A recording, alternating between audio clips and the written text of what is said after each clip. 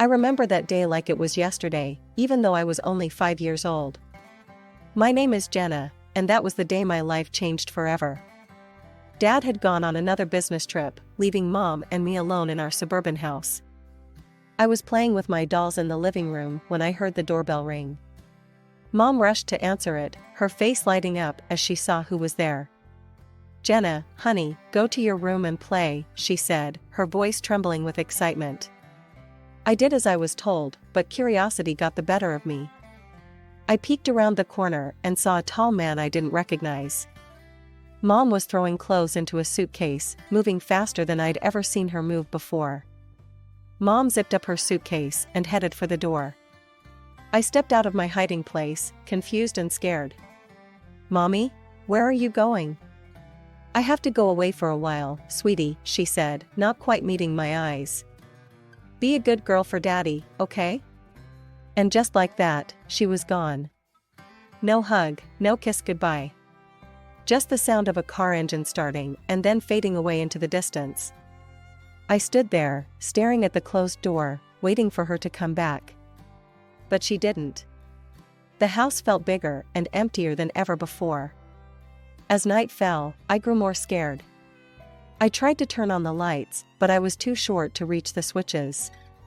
The darkness closed in around me, and I started to cry. "Mommy, Daddy." I called out, over and over again. But no one came. I don't know how many days passed. I was hungry and thirsty, and the dark seemed to be alive, full of monsters waiting to grab me. I cried until I had no tears left, then huddled in a corner, shaking with fear.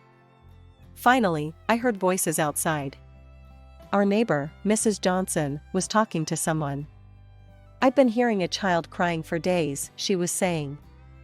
"I'm worried something might have happened."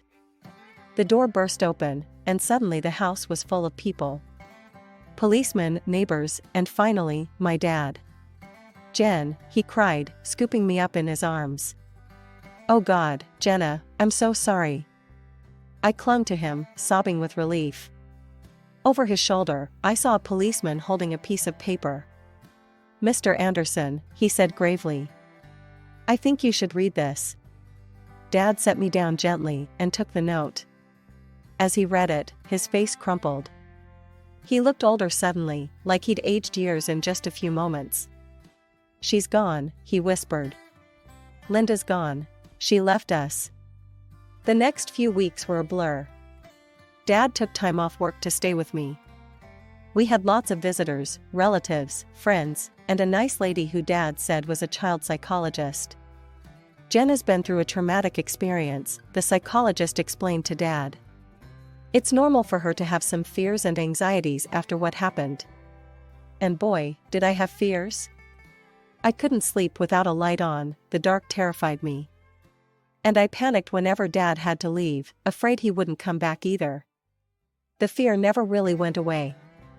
It became a part of me, as much a part of my identity as my brown hair or green eyes. Jenna Anderson, the girl whose mother left her, the girl afraid of the dark, the girl always worried about being abandoned. As the days turned into weeks, and weeks into months, life settled into a new normal. Dad and I became a team of two, figuring out how to navigate this new world without Mom. He learned to braid my hair, badly at first, but he got better with practice, and I learned how to make his coffee just the way he liked it. That changed the day Dad met Helen. I was 7 years old when Dad introduced me to her. Helen had kind eyes and a warm smile that made me feel instantly at ease. Over the next few weeks, Helen became a regular presence in our lives. She didn't try to replace my mom, something I appreciated more than I could express. Instead, she carved out her own space in our little family. One day, I overheard Dad talking to her on the phone. "I think it's time, Helen. Will you move in with us?" Helen moved in a week later. She didn't try to be my mom, but she became something just as important, a friend. She helped me with my homework, braided my hair much better than Dad ever could, and always made sure there was a nightlight in my room. As the years passed, our lives changed in other ways too. Dad's company took off, and suddenly we were moving to a big new house in a fancy neighborhood.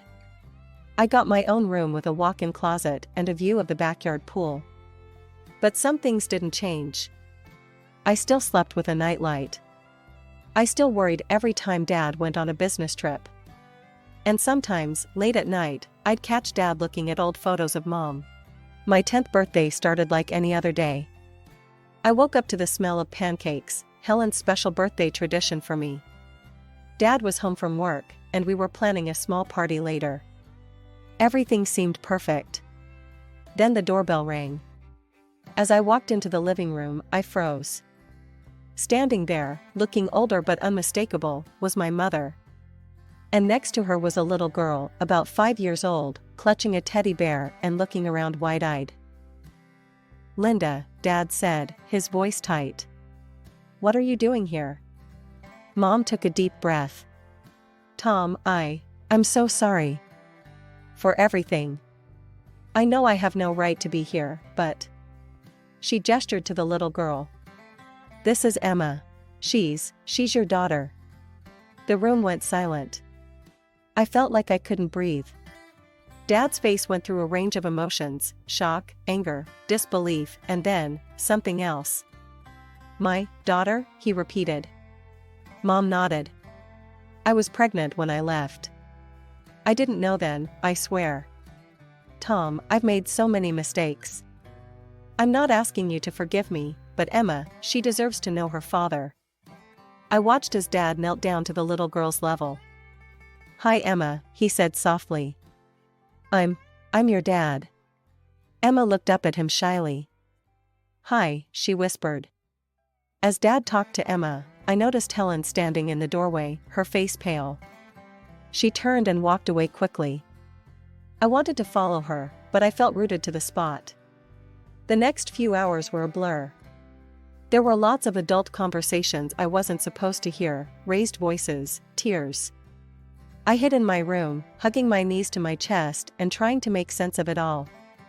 Later that evening, Dad came to talk to me. "Jenna," he said, sitting on the edge of my bed. "I know this is a lot to take in. Your mom, she's made some big mistakes. But Emma, she's innocent in all this. She's your sister.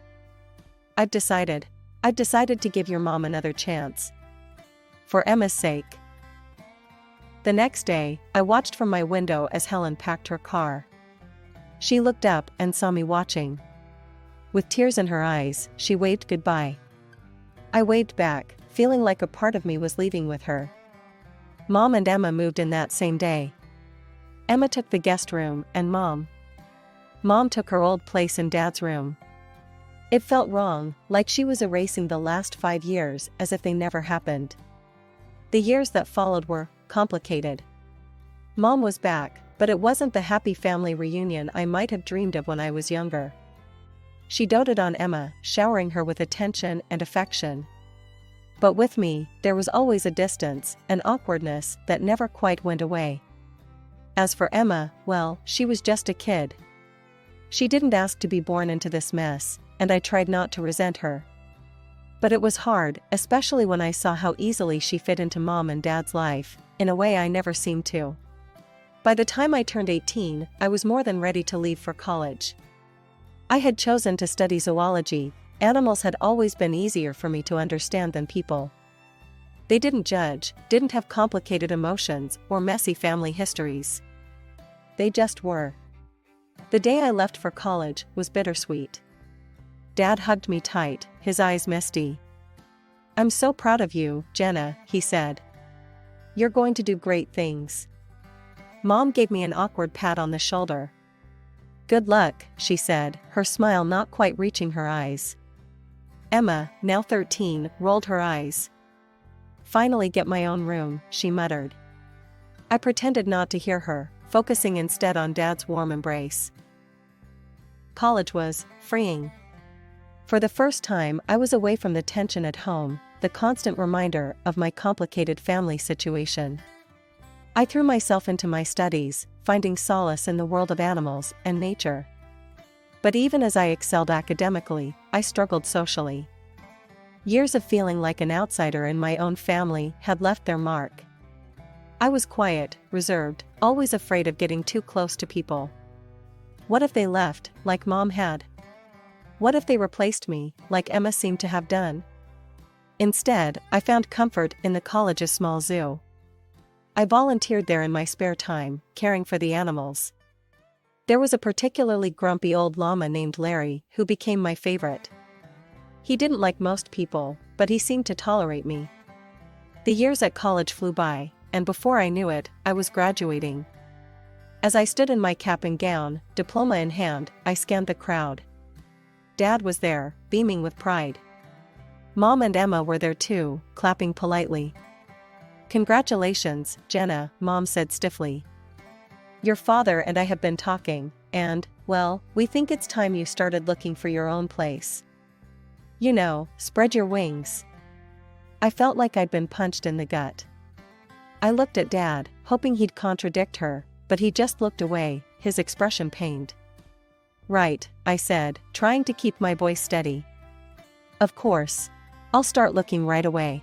The days following my graduation were tense. I was back in my childhood home, but it felt anything but welcoming. Dad tried his best to make me feel comfortable, but Mom and Emma made it clear that I was an unwanted guest. "Jenna, have you started looking for jobs yet?" Mom would ask over breakfast, her tone falsely sweet. "You know, it's important to get your foot in the door early." Emma would chime in, "Yeah, and maybe you could find your own place too. It's getting kind of cramped around here." Nights were the hardest. I still needed my nightlight to sleep, a fact that didn't escape Emma's notice. One evening, as I was getting ready for bed, she barged into my room. "Seriously?" she scoffed, pointing at my nightlight. "You're 22 and you still need that? No wonder you don't have any friends." I felt my cheeks burn with shame. "Leave me alone, Emma," I muttered. But Emma wasn't done. At dinner the next day, she brought it up again, this time in front of everyone. "Hey, Mom, Dad," she said, her voice dripping with mock concern. "Don't you think Jenna should see a therapist or something? I mean, she's an adult who's afraid of the dark and can't make friends. That's not normal, right?" I felt something snap inside me. Years of pent-up hurt and anger came flooding out. "You want to know why I'm like this, Emma?" I said, my voice shaking. "It's because when I was 5, my mother left me alone in a dark, empty house for days. Do you have any idea what that does to a child?" The table went silent. Dad looked down at his plate, his face a mask of guilt and pain. Mom's eyes widened in shock, then quickly filled with tears. "How dare you?" she cried, her voice rising dramatically. "How can you be so cruel and vindictive? I've tried so hard to make amends, to be a family again, and this is how you repay me?" As Mom continued her tearful tirade and Emma smirked triumphantly, I realized something: I couldn't live here anymore. This wasn't my home, and these people, they weren't my family. Not really. From that day on, I threw myself into job hunting with renewed vigor. Then, finally, a glimmer of hope. I had an interview scheduled at a small wildlife rehabilitation center. It wasn't glamorous, but it was a start. I left the house that morning, feeling cautiously optimistic. But when I arrived, I found a hastily scribbled note on the door. "Interviews canceled due to unforeseen circumstances. We apologize for the inconvenience." Disappointed, I headed home earlier than expected. As I unlocked the front door, I heard voices coming from the living room. Mom and Emma, deep in conversation. I was about to announce my presence when I heard my name. "If Jenna wasn't around at all," Emma was saying. "I mean, it's not fair that she gets any of Dad's money. She's not even really part of this family." "I know, sweetie," Mom replied, her voice soothing. "But we have to be patient. Once she moves out, it'll be easier to convince your father to change his will. We just need to keep pushing her to leave." I felt like I'd been doused in ice water. They wanted me gone, not just from the house, but from the family entirely. And they wanted my inheritance too. As I sat on my bed, my mind raced. What should I do? Should I tell Dad? But would he believe me over Mom and Emma? He'd forgiven Mom for abandoning us, after all. He loved them. Maybe he'd take their side. My first stroke of luck came when I saw a job posting for the city zoo. They needed a zoologist to assist with their wildlife rehabilitation program. It wasn't a glamorous position, but it was exactly what I'd been trained for. I sent in my application immediately, and to my surprise and delight, I got called in for an interview. The day of the interview, I stood in front of the zoo's main gate, taking deep breaths to calm my nerves. The interview went better than I could have hoped. The head zoologist, Dr. Martinez, seemed impressed by my knowledge and passion. "You've got the job, Jenna," she said with a warm smile. "Welcome to the team." I could have cried with relief. Finally, something was going right. Working at the zoo was everything I'd hoped for and more. I spent my days caring for injured wildlife, educating visitors about conservation, and even assisting with research projects. In the evenings, I'd return to my tiny apartment, which I was able to rent with the money I saved. To combat the loneliness, I started participating in online forums for animal lovers and people with similar interests. That's where I met Jake. Jake was from the same city, shared my love for animals, and had a wicked sense of humor that made me laugh even on my toughest days.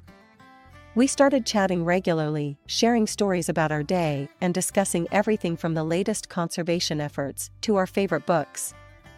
One day, Jake suggested we exchange photos. With trembling hands, I sent him a recent picture of me at the zoo. He responded with a photo of himself. He had kind eyes and a warm smile that made my heart skip a beat. But as much as I enjoyed our chats, the idea of meeting in person or even admitting my growing feelings terrified me. What if he rejected me once he got to know the real me? What if he left, just like Mom had? It was around this time that I started corresponding with Lily, a girl I met on a support forum for people with childhood trauma. She understood my fears in a way no one else had before. "You know what helps me?" Lily wrote one day. "I write emails to the people I can't talk to in real life. I pour out everything I'm feeling, all the things I wish I could say. But I don't send them, I just save them as drafts. It's really cathartic." Taking Lily's advice, I started writing emails to Dad.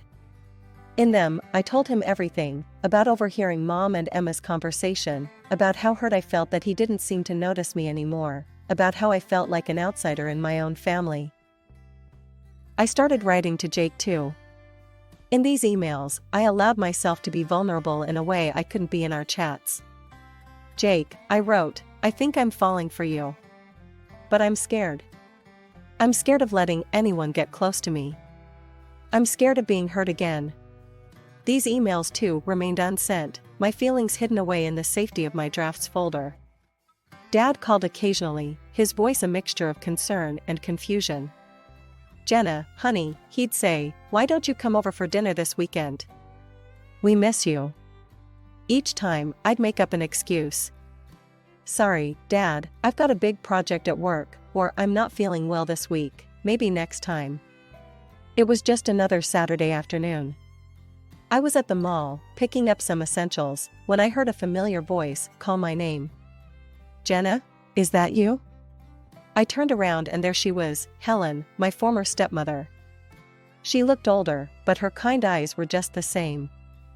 Before I knew it, we were hugging, years of separation melting away in an instant. That's when I noticed the young boy standing beside her, looking up at us curiously. "This is my nephew, Mike," Helen explained, ruffling the boy's hair affectionately. "I'm raising him now. My sister, she passed away last year." Over coffee, Helen filled me in on her life. After she and Dad split up, she'd been on her own until her sister's death left Mike in her care. We started meeting regularly after that, sometimes just the two of us, sometimes with Mike. One day Helen called and urgently asked to look after Mike. That evening, Mike arrived at my apartment, backpack in tow. As I prepared dinner in my tiny kitchen, I could hear him tapping away on my laptop in the living room. I'd told him he could play games if he finished his homework. When I came out of the kitchen with 2 plates of spaghetti, I found Mike looking guilty, his face pale. Jenna, he said, his voice trembling. I did something bad. I was curious, and I saw these emails in your drafts folder. And I sent them. All of them. I'm so sorry. The world seemed to tilt on its axis. Those emails, my private thoughts, my deepest feelings, sent out into the world. To Dad. To Jake. I felt like I couldn't breathe. That night, after Mike left, I lay in bed, my mind racing. What would Dad think? And Jake, oh God, Jake. My phone pinged with a message notification. It was from Jake, but I couldn't bring myself to read it. What if he was disgusted by my feelings? What if he never wanted to speak to me again? I barely slept that night, tossing and turning, imagining all the worst-case scenarios. A few days later, my phone rang. It was Dad. Jenna, he said, his voice serious. We need to talk. Can you meet me at the cafe near your old high school? My heart pounded as I sat across from Dad in the small cafe. He looked tired, his face etched with lines I hadn't noticed before. I got your emails, he said quietly. Jenna, I had no idea you were feeling this way. About your mother, about Emma, about everything. I couldn't meet his eyes, shame and fear warring inside me. Jenna, look at me, Dad said, his voice gentle, but firm. I looked up, surprised to see tears in his eyes. I love you. More than anything in this world. I'm so sorry I made you feel like you weren't important to me. That was never, ever my intention. We talked for hours, really talked, in a way we hadn't in years. About Mom's return, about Emma, about how I'd felt pushed aside and forgotten. Dad listened, really listened, occasionally wiping away a tear. Finally, he stood up. I need some time to process all this, he said. But Jenna, we're going to figure this out. You and me, I promise. As I watched him walk away, I felt a mixture of relief and apprehension. What would happen now? But I didn't have much time to dwell on it because my phone rang again. It was Jake. Jenna, he said, his voice warm. I got your email. And I feel the same way. I'd been too scared to say it, but I really like you. Would you like to meet for coffee? My heart soared. Yes, I said, surprising myself with how steady my voice was. I'd love to. The next day, I met Jake at a small coffee shop. He was even more handsome in person, with a kind smile that put me at ease immediately. We talked for hours about our fears, our dreams, our pasts. For the first time in years, I felt truly seen and understood. As autumn leaves began to fall, my phone rang one crisp morning. It was Dad. Jenna, he said, his voice warm but with an undercurrent of something I couldn't quite place. I'd like you to come to Thanksgiving dinner. It's important to me that you're there. Something in his tone made me agree.